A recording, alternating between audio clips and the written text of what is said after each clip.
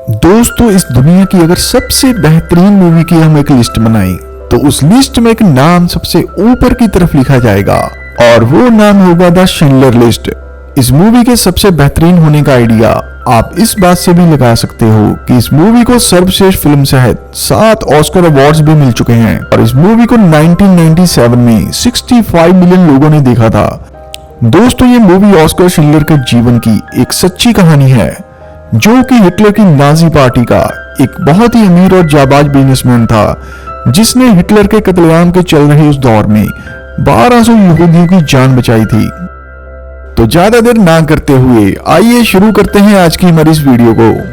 तो कहानी शुरू होती है और हमें एक फैक्ट्री का सीन दिखाया जाता है, जहां हिटलर के नाजी ऑफिसर्स एक बूढ़े आदमी के पास जाकर उसके काम करने की स्पीड को चेक करने लगते हैं। दरअसल दोस्तों, इन सभी लोगों को बंदी बनाकर इनसे काम लिया जाता था और अगर कोई आदमी काम ना करता या फिर भले वो काम कम करता तो उसे वहीं पर गोली मार दी जाती थी। अब वह बूढ़ा आदमी अपने काम को जल्दी जल्दी करने लगता है। दरअसल वो लोहे की पिन्स को बना रहा होता है, परंतु जब वह नाजी सोल्जर उसकी पिन को काउंट करता है वह उसकी उम्मीद से कम नजर आती हैं।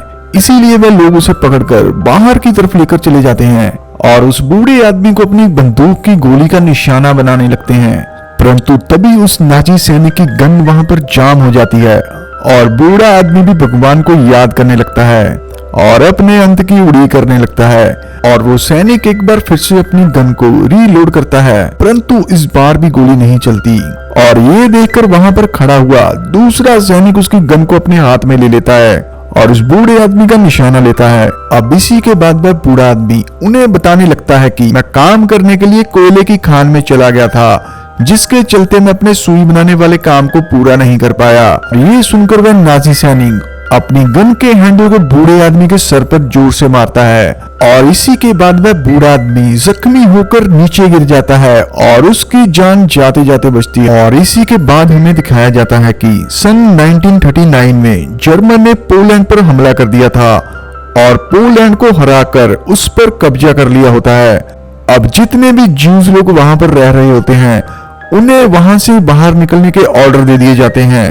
दरअसल हिटलर ने उन्हें वहां से जाने के लिए बोल दिया होता है। अब ज्यूज लोग पोलैंड के रेलवे स्टेशन पर इकट्ठा होने लगते हैं और अपनी जान बचाने के लिए पोलैंड को छोड़ने लगते हैं और तभी हमें एक आदमी के बारे में दिखाया जाता है जिसका नाम ऑस्कर शिंडलर होता है। दरअसल वह एक बहुत ही बड़ा जर्मन बिजनेसमैन होता है, जो कि जर्मन की नाजी सेना का समर्थक भी था और वह अपने कपड़ों पर नाजी टैग को भी लगाकर रखता था। अब हमें ऑस्कर शिंडलर को एक नाजी सेना की पार्टी में दिखाया जाता है, जहां आर्मी के बड़े बड़े ऑफिसर्स भी आए होते हैं। दरअसल यह पार्टी जर्मन की पोलैंड पर हुई जीत के सिलसिले में रखी होती है। अब शिंडलर पार्टी में इन सभी ऑफिसर्स को खुश करने के लिए उनके लिए वहां पर ड्रिंक्स को मंगवाने लगता है, ताकि वह नाजी ऑफिसर के साथ अपनी जान पहचान को बढ़ा सके, क्योंकि वह एक बिजनेसमैन होता है और इस चल रही लड़ाई का फायदा उठाकर अपने बिजनेस को एक्सटेंड करना चाहता था। अब इसी के बाद वह ऐसे लोगों को ढूंढने लगता है जो शिंडलर के बिजनेस को बढ़ाने के लिए उसकी पैसों से मदद कर सकें। दरअसल उस समय हिटलर ने कानून बनाया था कि कोई भी ज्यूज अपने बिजनेस को रन नहीं कर सकता। अब इसी के बाद शिंडलर को अपने अकाउंटेंट के साथ दिखाया जाता है और शिंडलर उसे कहता है कि तुम मेरे लिए एक ज्यूज बिजनेसमैन को ढूंढोगे जिससे हम पैसे लेकर अपने काम को और भी बढ़ा लेंगे, और अगर ऐसा होता है तो तुम मेरी उस फैक्ट्री को लीड भी कर सकते हो। अब इसी के बाद अकाउंटेंट शिंडलर की इस बात को मान जाता है और शिंडलर के लिए किसी इन्वेस्टर को ढूंढने लगता है। अब ऐसे ही समय गुजरने लगता है और सन आता है 1941।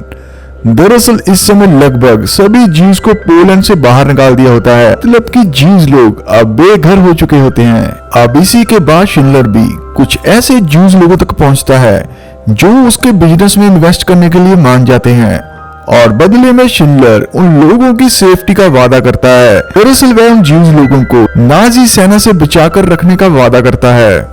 अब इसी के बाद शिंडलर एक फैक्ट्री को खोलता है और अपने वादे के मुताबिक ज्यूज लोगों को अपना परमानेंट वर्कर बनाकर उन्हें वहां काम पर रख लेता है। दरअसल उसने ये सब इसीलिए भी किया होता है क्योंकि इस समय ज्यूज लोगों को बहुत ही कम पैसों पे काम पर रखा जाता था।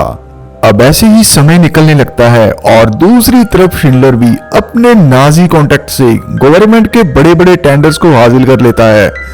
शिंडलर का काम अब बहुत ही अच्छा चलने लगा था। दरअसल शिंडलर ने एक बहुत ही बड़ी लोहे की फैक्ट्री को लगाया था, परंतु तभी उसे एक दिन उसका अकाउंटेंट एक बात बताता है कि इन लोगों में से ज्यादातर लोगों को लोहे का काम नहीं आता। ये सुन ऑस्कर पहले तो उन्हें हटाने के बारे में सोचने लगता है, परंतु बाद में वह अपनी इस राय को बदलकर अपने वर्कर्स को फैक्ट्री में इकट्ठा करता है और बोलता है कि अगर आप सबको यहाँ पर सेफ रहना है तो आपको इस लोहे के काम को सीखना होगा। अब सभी वर्कर्स भी शिंडलर की इस बात को मान जाते हैं, क्योंकि उन्हें ये बात अच्छे से मालूम होती है अगर उन्होंने यहाँ काम ना किया तो ज्यूज होने के नाते नाजी उन्हें पकड़कर कंसंट्रेशन कैंप में डाल देंगे, जहाँ उनसे दिन रात काम करवाया जाएगा। और अगर उन्होंने वहां पर काम ना किया तो हो सकता है कि कोई नाजी सोल्जर इन्हें वहां पर गोली मार दे। अब इसी के बाद वे अपना सारा काम सीखने लगते हैं और अच्छे से अपना काम करने लगते हैं। अब ऐसे ही काम चलता रहता है और अकाउंटेंट भी अब अपने ज्यूज लोगों की चोरी छिपे मदद कर रहा होता है। और एक दिन वह एक बूढ़े आदमी को काम पर रख लेता है जिसका एक हाथ भी नहीं होता। और इस बात का पता जब शिंडलर को चलता है वह उस पर बहुत ही गुस्सा होने लगता है, परंतु जब वह बूढ़ा आदमी ऑस्कर के पास आकर नौकरी देने के लिए थैंक्स बोलता है, उसे ये सुन बहुत ही अच्छा लगता है और उसका गुस्सा भी अब शांत हो जाता है।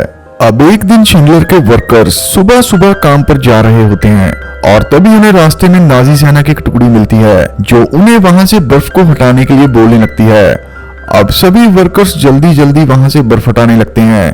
तभी एक नाजी सोल्जर उसी बूढ़े आदमी को नोटिस कर लेता है जिसका एक हाथ कटा हुआ था। वो सैनिक उसे वहां से एक साइड पर ले जाकर उसे वहां पर गोली मार देता है। दरअसल वह बूढ़ा आदमी अपने काम को अच्छे से नहीं कर पा रहा होता और इसी के चलते उसे वहां पर गोली मार दी जाती है। दोस्तों, वर्ल्ड वॉर 2 का ये ऐसा समय था जहां बहुत से निर्दोष लोगों ने अपनी जान गंवाई थी और ज्यूज लोगों को प्रताड़ित करने के लिए हिटलर ने कंसंट्रेशन कैंप भी बनाए हुए थे, जिन कैंपों का मतलब था सिर्फ मौत। अब हमें आगे दिखाया जाता है कि शिंडलर का वो अकाउंटेंट भी नाजी सेना द्वारा पकड़ लिया जाता है। दरअसल वह अपनी आईडी को घर पर ही भूल गया होता है और आईडी ना होने के कारण उसे भी अरेस्ट कर कंसंट्रेशन कैंप की तरफ भेजने की तैयारी करने लगते हैं। और इससे पहले कि उसे कंसंट्रेशन कैंप के अंदर भेजा जाता, शिंडलर को इस बात का पता चल जाता है और वह उसे बचाने के लिए वहां पर पहुंच जाता है और अपनी जान पहचान के चलते उसे वहां से बाहर निकाल लेता है। परंतु इसी के साथ साथ उसे अपने बहुत से वर्कर्स को खोना पड़ता है। दरअसल आर्मी ने उन सबको पकड़ लिया होता है जिनके पास आईडी नहीं होती और उन्हें एक ट्रेन के जरिए उसी कैंप में ले जाकर गोली मार दी जाती है और बचे हुए ज्यूज लोगों से वहां पर काम लिया जाता है। और दूसरी तरफ हमें एक बहुत बड़े नाजी ऑफिसर को दिखाया जाता है जिसका नाम एमत गोइथ होता है। दरअसल ये एक कट्टर नाजी होता है और ज्यूज को बिल्कुल भी पसंद नहीं करता था। दरअसल हिटलर ने भी इसे ज्यूज लोगों का खात्मा करने के लिए वहां पर भेजा होता है और इसने अपने ऑफिस का कैबिन उसी कैंप के बिल्कुल बीचों बीच बनाया होता है और वहां पर एक बहुत बड़ी खिड़की को भी लगाया होता है जिसकी मदद से वह वहां पर काम कर रहे ज्यूज लोगों पर नजर रखता और अगर कोई आदमी अपना काम करते हुए वहां पर रुक जाता और ये अपनी राइफल से उसे निशाना बनाता और उसी समय उसे वहां पर गोली मार देता। दरअसल इस समय जान लेना एक मामूली सी बात बन चुकी होती है। इसी के चलते इंसानी जान की कोई भी कीमत नहीं रही होती। अब ऐसे ही एक दिन शिंडलर एक पहाड़ी के ऊपर खड़ा नीचे की तरफ देख रहा होता है। उसे वहां नाजी सेना द्वारा लेके जा रहे ज्यूज लोग दिखाई देते हैं और उन ज्यूज लोगों में से एक छोटी सी बच्ची भी दिखाई देती है जो कि अपनी जान बचाने के लिए इधर उधर छुप रही होती है। शिंडलर को ये देख बहुत ही बुरा फील होने लगता है और वो वहां से अपनी फैक्ट्री की तरफ चला जाता है। अब अगले दिन जब शिंडलर उसी रास्ते से गुजर रहा होता है, उसे वहां पर उसी छोटी सी बच्ची की डेड बॉडी दिखाई देती है जिसे देखकर वह बहुत ही उदास हो जाता है। अब इसी के बाद उसे उसी आर्मी ऑफिसर के पास जाते दिखाया जाता है जिसने शिंडलर के वर्कर्स को अरेस्ट कर कैंप में डाल रखा होता है। अब शिंडलर उसे अपने लोगों को छोड़ने के लिए रिक्वेस्ट करने लगता है। इसके बदले वह उसे एक अच्छी खासी मोटी रकम भी देता है। अब इसी के बाद शिंडलर के सभी वर्कर्स को वहां से रिलीज कर दिया जाता है और उनकी जान बच जाती है और शिंडलर उन्हें वहां से बचाकर अपनी फैक्ट्री में ले आता है। अब ऐसे ही एक दिन शिंडलर का बर्थडे होता है, जिसमें आर्मी के बड़े बड़े ऑफिसर्स भी शामिल हुए होते हैं। और तभी वहां 2 ज्यूज लड़कियां भी आ जाती हैं, जो उसे बर्थडे विश करने लगती हैं। और शिंडलर भी सभी के सामने उन्हें थैंक्स बोलने लगता है और एक लड़की को थैंक्स किस भी कर देता है। शिंडलर को ऐसा करते देख वहां पर आए हुए ऑफिसर्स भी नोटिस कर लेते हैं। दरअसल ये वर्ल्ड वॉर 2 का वो समय था जब ज्यूज लोगों को अच्छे से ट्रीट करना ही एक बहुत बड़ा गुनाह समझा जाता था। तो इसीलिए शिंडलर की वहां पर नाजी लोगों के बीच इमेज खराब हो जाती है। अब ऐसे ही एक दिन एक ट्रेन ज्यूज लोगों को पकड़कर कैंप में लेके जा रही होती है। दरअसल उस दिन गर्मी बहुत ही ज्यादा होती है और शिंडलर भी लोगों को जाते हुए देख रहा होता है।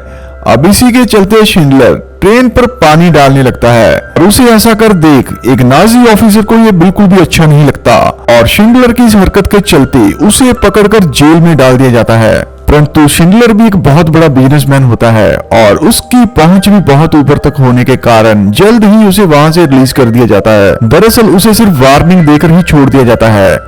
और दूसरी तरफ हमें दिखाया जाता है कि जर्मनी अब इस जंग को हार रही होती है।